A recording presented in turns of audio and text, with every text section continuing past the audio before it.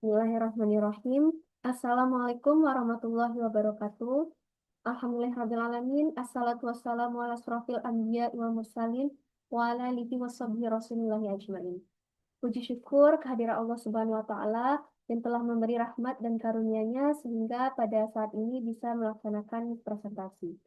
Selawat beriring salam tak lupa pula kita curahkan buat junjungan Nabi besar kita Nabi Muhammad Sallallahu Alaihi Wasallam rahmatan lil alamin.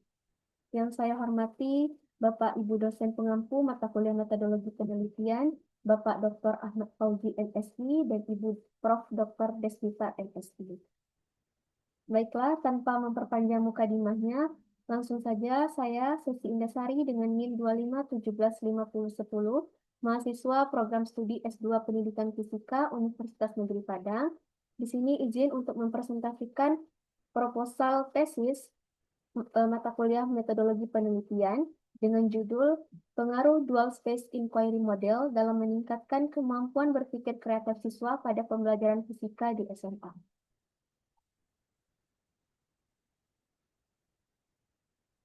Yang pertama ini ada pada bab 1 pendahuluan, itu ada mengenai latar belakang masalah.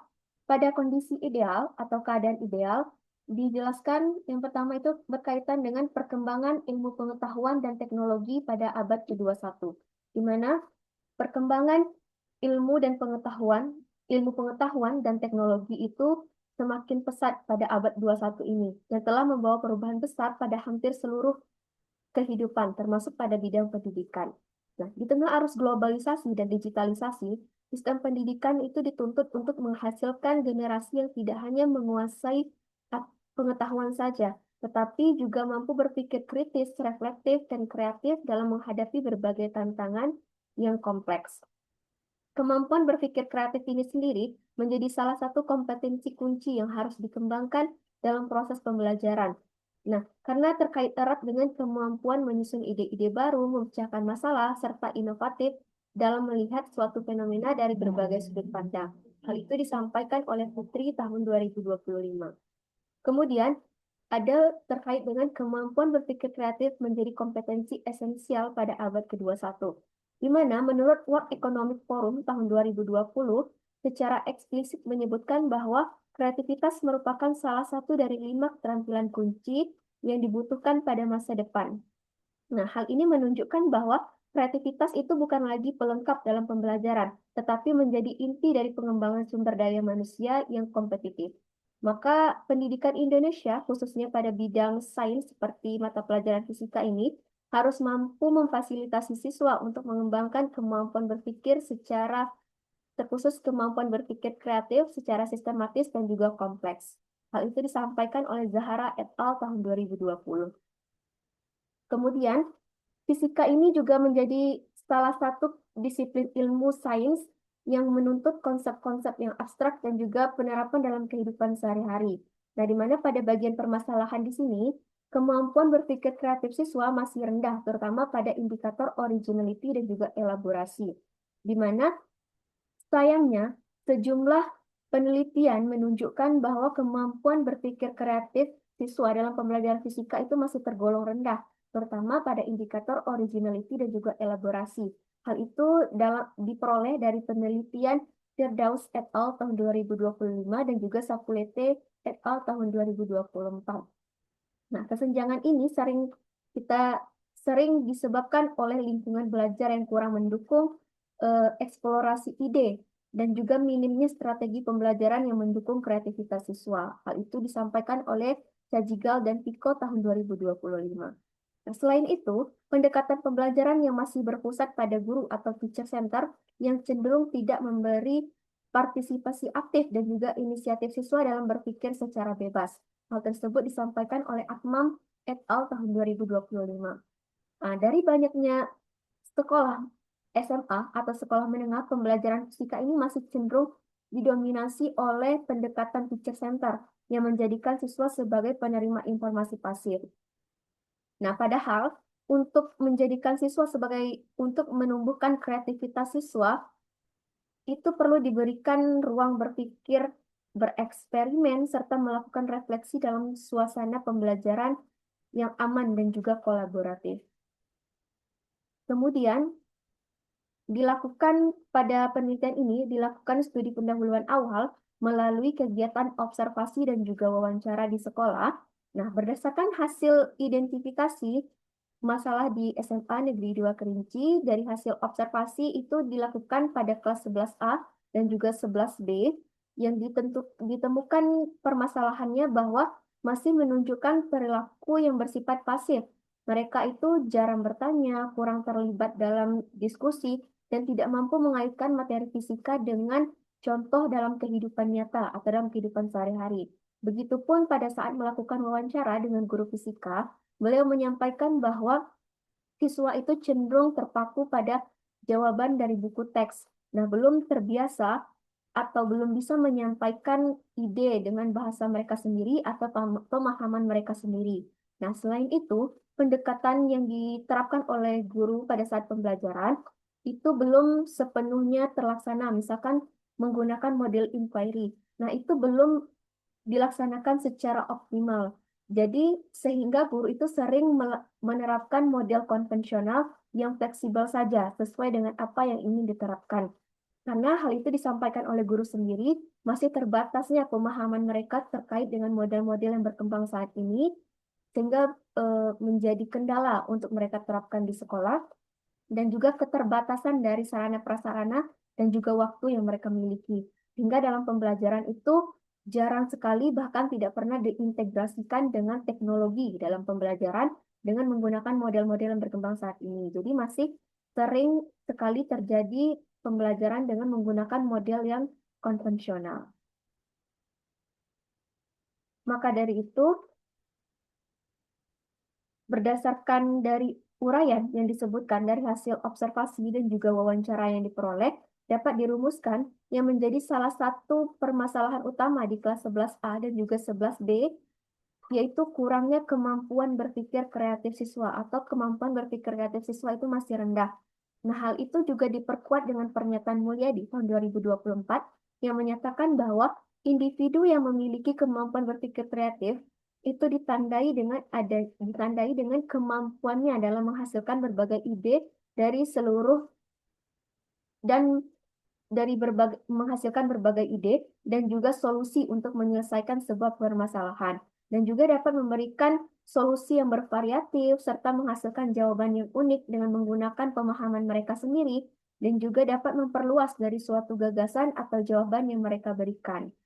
Nah, sebagai bentuk validasi dari apa yang telah ditemukan tadi dari wawancara dan juga observasi, dilakukanlah sebuah tes terkait dengan kemampuan berpikir kreatif, di mana tes ini menggunakan soal esai, instrumen soal esai yang sudah divalidasi sebelumnya, yang diadopsi dari penelitian yang sudah terlaksana dari penelitian sebelumnya, sehingga lembar instrumen soal tes esai ini sudah divalidasi dan dapat digunakan secara langsung. Di mana soal ini memuat 4 indikator kemampuan berpikir kreatif, yaitu ada fluency, flexibility, originality, dan juga elaborasi. Nah, hasilnya menunjukkan bahwa hasil tes kreatif ini pada kelas 11A yaitu 28%, 11B 35%, yang dimana persentase hasil ini secara rata-rata itu masih dalam kategori rendah.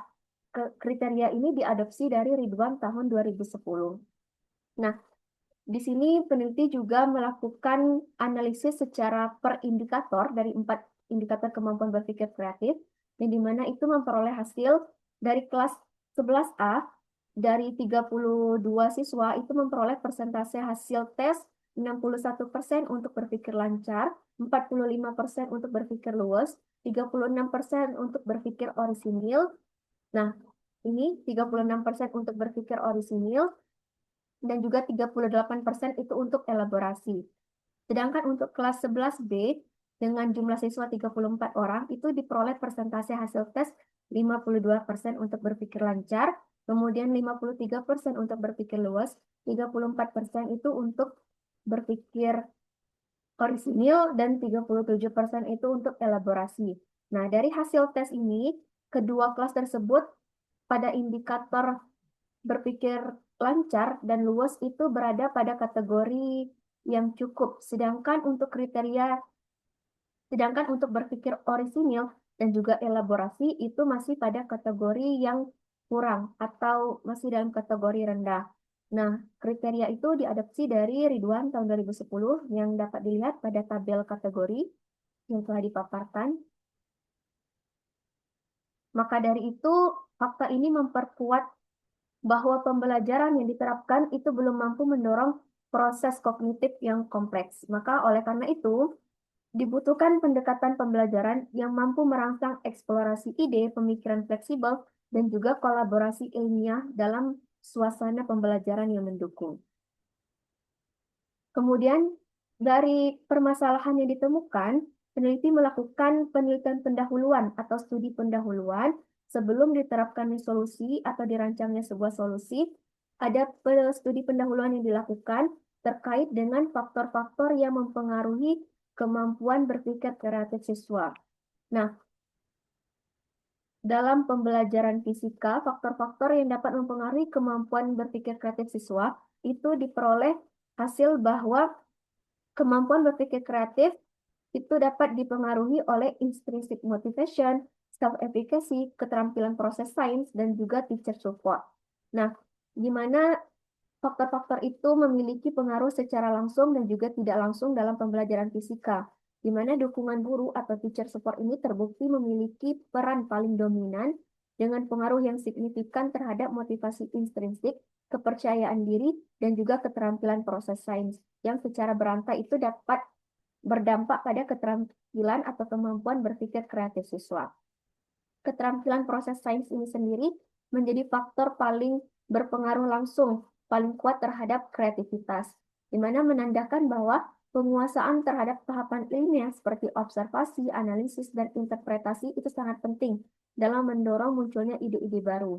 Nah, selain itu, motivasi intrinsik dan kepercayaan diri siswa juga terbukti berkontribusi signifikan dalam meningkatkan kemampuan berpikir kreatif siswa yang menunjukkan bahwa aspek psikologi dan juga aspek psikologi itu tidak dapat diabaikan dalam pembelajaran fisika, di mana peningkatan kemampuan berpikir kreatif siswa dalam pembelajaran fisika itu bukan hanya bergantung pada kemampuan kognitif siswa semata, tetapi juga sangat dipengaruhi oleh dukungan sosial dan juga kondisi psikologi siswa yang terbangun melalui interaksi pembelajaran yang positif dan juga bermakna.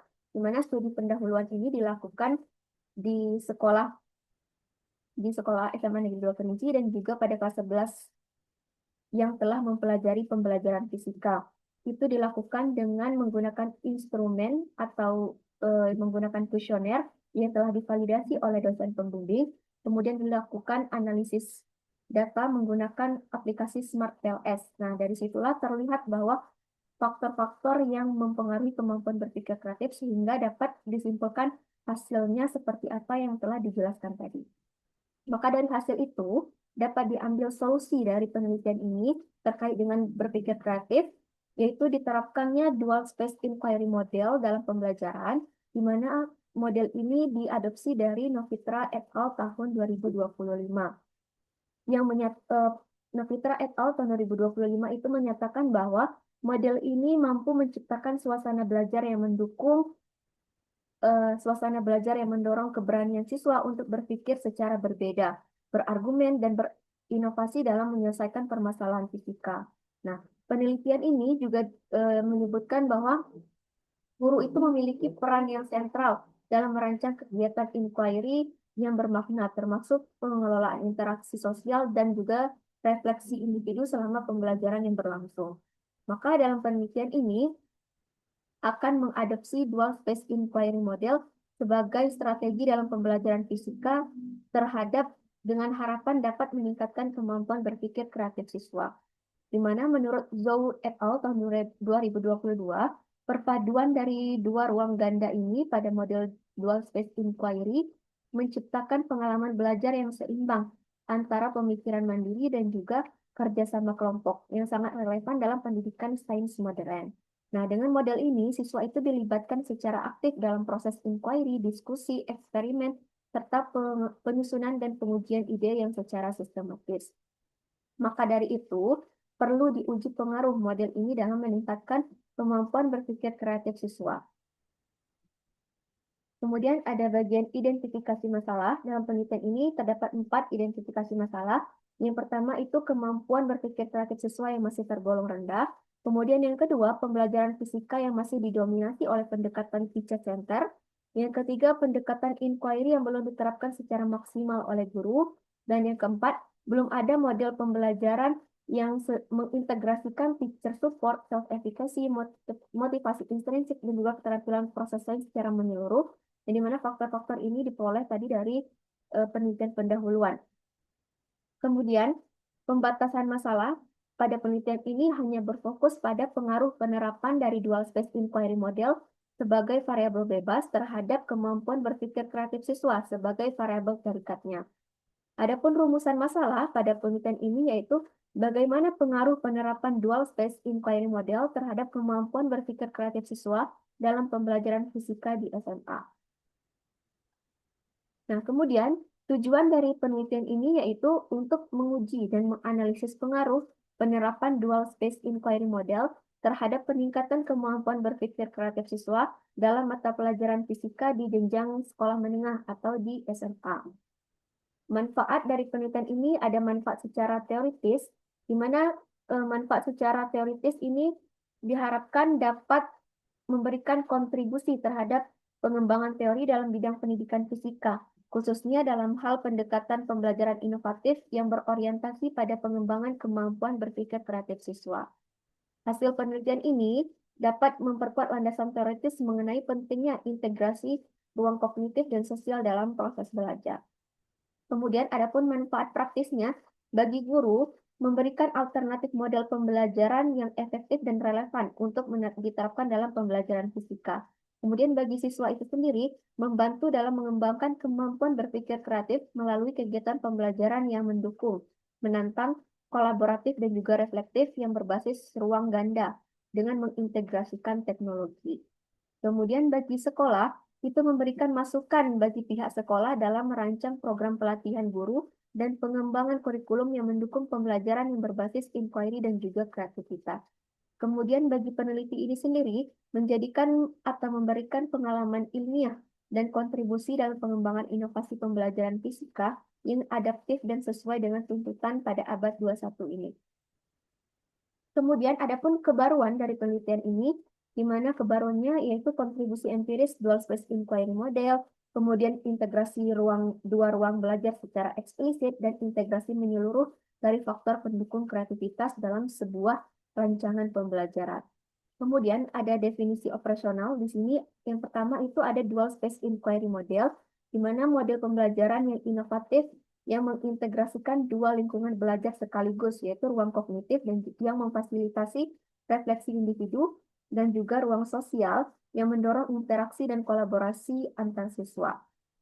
Kemudian ada kemampuan berpikir kreatif yang dinilai sebagai salah satu keterampilan kunci pada abad 21 terkait erat dengan kemampuan menyusun ide-ide baru, memecahkan masalah yang inovatif, serta melihat suatu fenomena dari berbagai sudut pandang. Kemudian bagian bab 2, kajian pustaka. Yang pertama ini ada mengenai kajian teori. Yang pertama terkait dengan kurikulum merdeka, di mana menurut Fauzi tahun 2022 itu menjelaskan bahwa kurikulum merdeka adalah kurikulum dengan pembelajaran ekstrakurikuler yang beragam, di mana kurikulum ini akan lebih mengoptimalkan peserta didik memiliki waktu untuk mendalami konsep dan juga menguatkan kompetensi yang dimiliki. Nah, tujuan dari penerapan kurikulum merdeka ini untuk menciptakan suasana belajar yang kondusif, memiliki unsur menyenangkan, menarik, memberikan rasa aman, aktif, kreatif, dan juga inovatif, sehingga mencapai tujuan pembelajarannya. Nah, kurikulum merdeka ini memberikan dukungan untuk meningkatkan keterampilan pada peserta didik. Kemudian yang kedua itu ada kemampuan berpikir kreatif, di mana menurut Komariah et al. Tahun 2021 itu menyatakan bahwa berpikir kreatif adalah keterampilan individu dalam mengevaluasi dan juga memahami informasi baru, serta menggabungkan ide maupun konsep yang menarik untuk dapat memecahkan suatu permasalahan. Nah, kemampuan berpikir kreatif ini sendiri memiliki beberapa indikator yang disampaikan oleh Mulyadi et al. Tahun 2024, yaitu yang pertama, indikator kemampuan berpikir kreatif ada berpikir lancar, berpikir luas, berpikir orisinil, dan juga keterampilan mengelaborasi. Kemudian, Dual Space Inquiry Model, di mana menurut Novitra et al. Mungkin ada yang tertinggal. Sebelum kita masuk ke Dual Space Inquiry Model, kita balik ke kemampuan berpikir kreatif, di mana tadi ada faktor-faktor yang mendukung kemampuan berpikir kreatif ini sendiri. Ada teacher support, motivasi intrinsik, keterampilan proses sains, ada juga self-efficacy atau kepercayaan diri siswa. Nah, di mana dari faktor-faktor itu tersebut juga memiliki indikatornya masing-masing. Nah, di mana indikator-indikator itu nanti akan disesuaikan dengan rancangan pembelajaran yang akan diterapkan di sekolah. Kemudian baru kita masuk ke Dual Space Inquiry Model, yang dimana menurut Novitra et al. Tahun 2025, Dual Space Inquiry Model ini adalah model pembelajaran yang dirancang untuk menghadirkan fleksibilitas dalam pembelajaran fisika melalui kombinasi antara ruang belajar fisik dan juga ruang belajar digital. Nah, kerangka ini menekankan pemanfaatan teknologi digital secara menyeluruh dalam kegiatan belajar yang mendukung berbagai gaya belajar siswa, serta mendorong terwujudnya pembelajaran yang kolaboratif.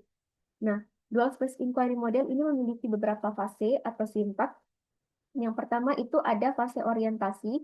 Fase ini bertujuan untuk membangun keterkaitan awal dan memfokuskan perhatian siswa pada masalah nyata. Nah, kemudian ada fase konseptualisasi, di mana siswa itu diajak untuk merumuskan hipotesis dari berbagai permasalahan yang diberikan, kemudian mereka mengidentifikasi permasalahan tersebut. Kemudian ada fase eksplorasi, di mana pada fase ini tahapan praktik aktif, baik secara langsung di laboratorium fisik maupun secara virtual menggunakan virtual lab atau simulasi fisika. Nah, di fase ini siswa itu menguji hipotesis, melakukan observasi, mencatat hasil temuan datanya, kemudian eh, mereka berdiskusi dengan teman secara daring menggunakan alat kolaboratif ataupun secara luring pada saat proses praktik itu berlangsung. Kemudian yang keempat ada fase kesimpulan dan juga penilaian. Nah, di mana siswa itu menganalisis data eksperimen lalu menarik kesimpulan berdasarkan pengamatan dan pembuktian empiris. Kemudian fase refleksi itu fase akhir yang menekankan refleksi diri terhadap proses dan juga hasil pembelajaran. Siswa diminta untuk menuliskan pengalaman belajar mereka yang dikirim melalui platform digital, baik itu dari Google Classroom ataupun bisa menggunakan aplikasi lainnya, sehingga nanti dapat diterima umpan balik dari guru.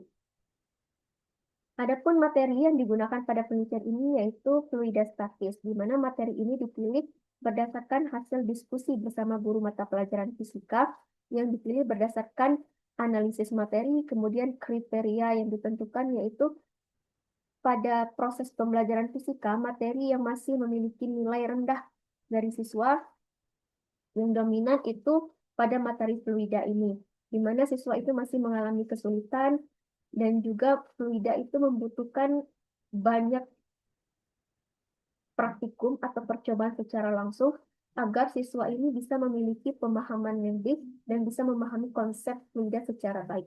Maka dari itu ditetapkan materi pada penelitian ini adalah fluida yang dapat merangsang kemampuan berpikir kreatif siswa.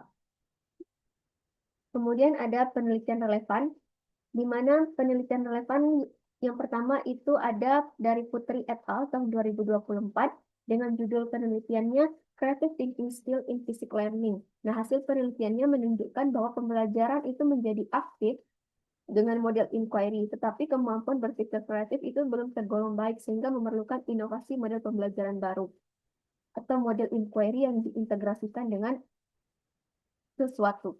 Nah, keterbatasannya itu hanya menggunakan model inquiry saja, belum mengintegrasikan dengan inovasi lain.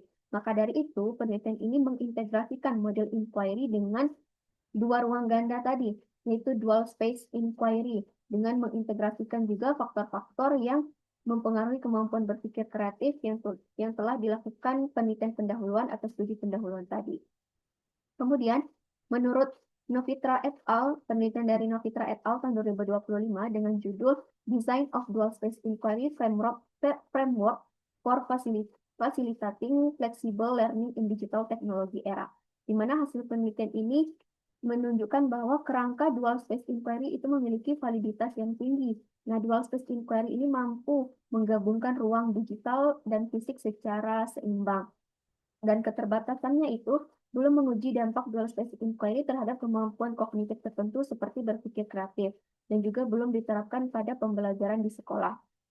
Kemudian yang ketiga itu ada penelitian dari Hayati et al. Tahun 2025 dengan judul Need Analysis of Physics and Modules Based on Dual Space Inquiry Framework to Simulate Student Creative Thinking Ability on Static Fluida Material. Nah, hasil penelitian ini menunjukkan bahwa modul fisika berbasis kerangka kerja inquiry ruang ganda itu memiliki potensi inovatif untuk menjadi bahan ajar yang tidak hanya informatif tetapi juga transformatif. Penelitian ini keterbatasannya hanya pada tahap analisis kebutuhan, jadi belum menguji efektivitas atau belum menerapkan secara langsung model ini dalam sebuah pembelajaran. Sehingga implementasi model dual space secara empiris ini belum diterapkan. Maka dari penelitian ini akan menerapkan secara langsung dari model ini. Kemudian ada bagian kerangka berpikir, dapat kita lihat pada gambar, di mana kerangka berpikir ini yang pertama ada terkait kurikulum merdeka, yang kurikulum merdeka ini memang sangat menuntut bahwa keterampilan abad 21 itu penting pada saat ini. Maka dilakukan studi pendahuluan tadi, terdapat kemampuan berpikir kreatif siswa yang masih tergolong rendah, sehingga ditetapkan dua variabel yang menjadi variabel kunci dalam penelitian ini, yaitu dual space inquiry model sebagai variabel X dan kemampuan berpikir kreatif sebagai variabel Y.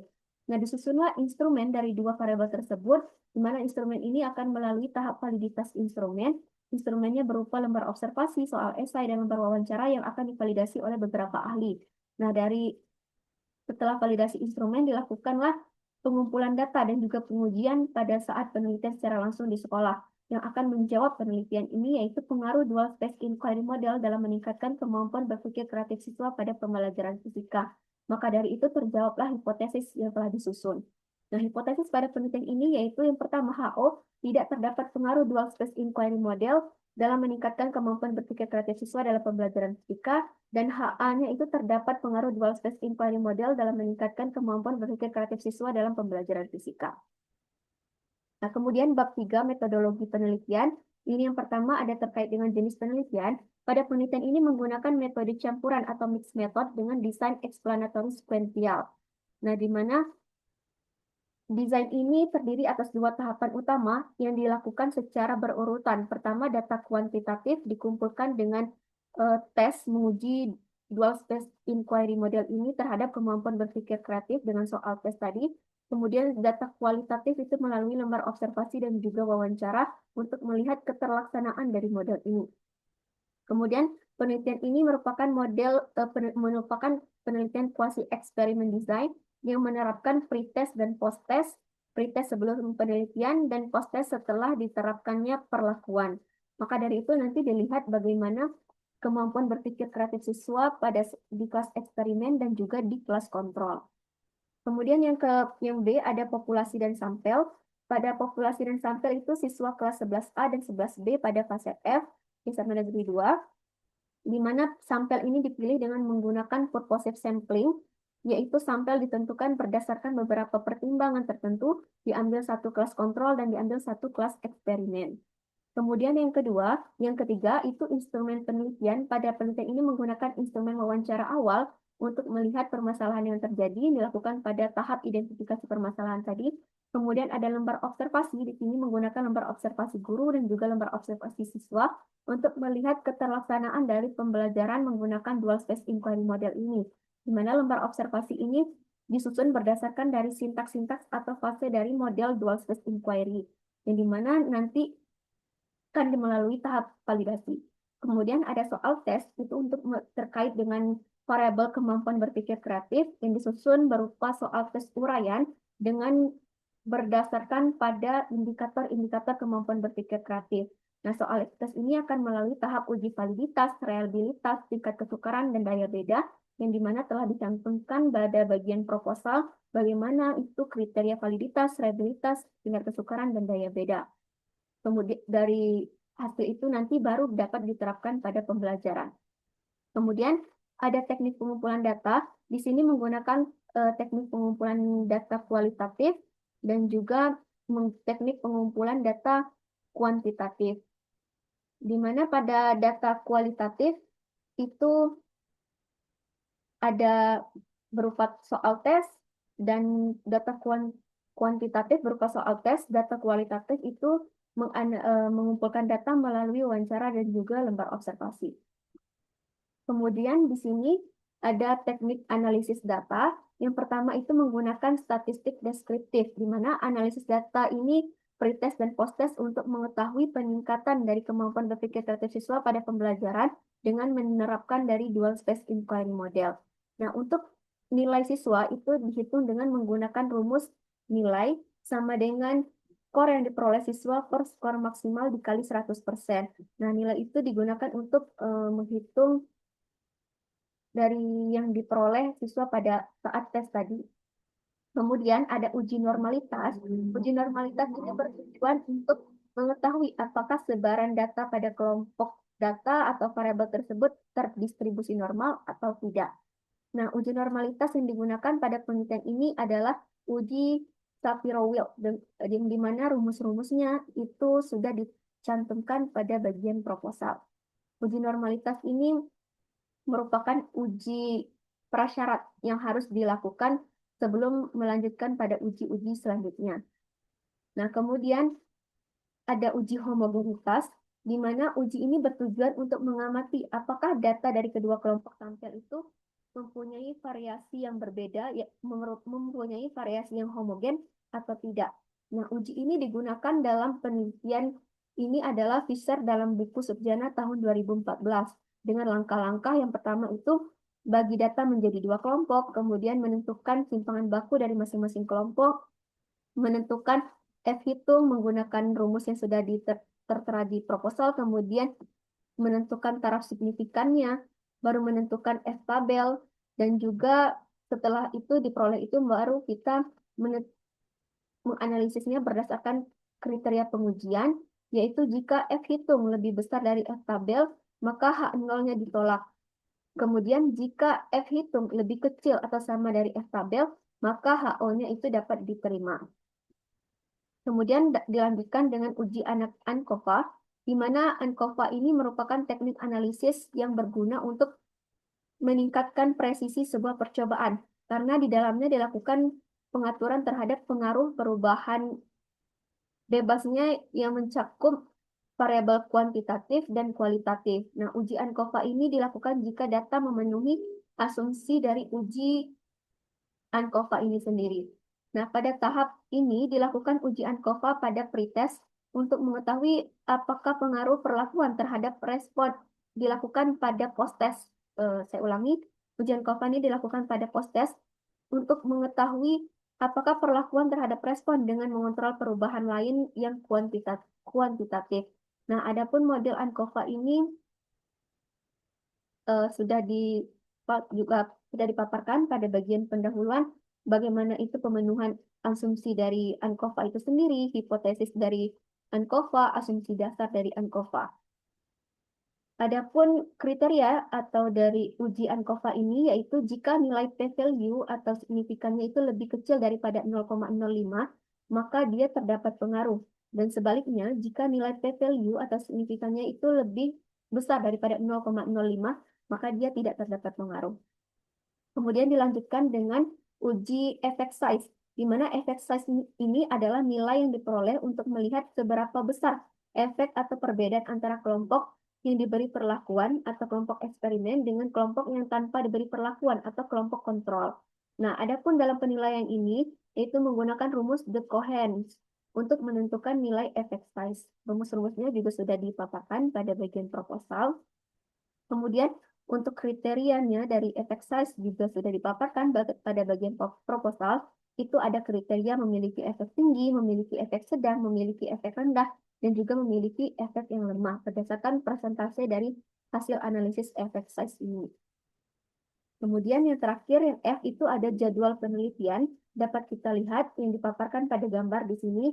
Jadwal penelitian yang direncanakan itu pada bulan November tahun 2025 itu sudah dilakukan observasi awal di sekolah. Kemudian nanti akan melalui eh, tahap validasi instrumen.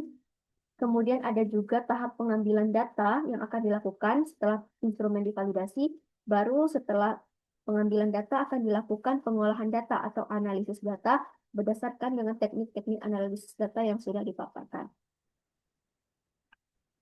Mungkin sekian yang dapat saya sampaikan dari proposal tesis metodologi penelitian ini. Jika terdapat kesalahan dan kekurangan mohon dimaafkan. Saya tutup dengan wabillahi taufiq walhidayah. Wassalamualaikum warahmatullahi wabarakatuh.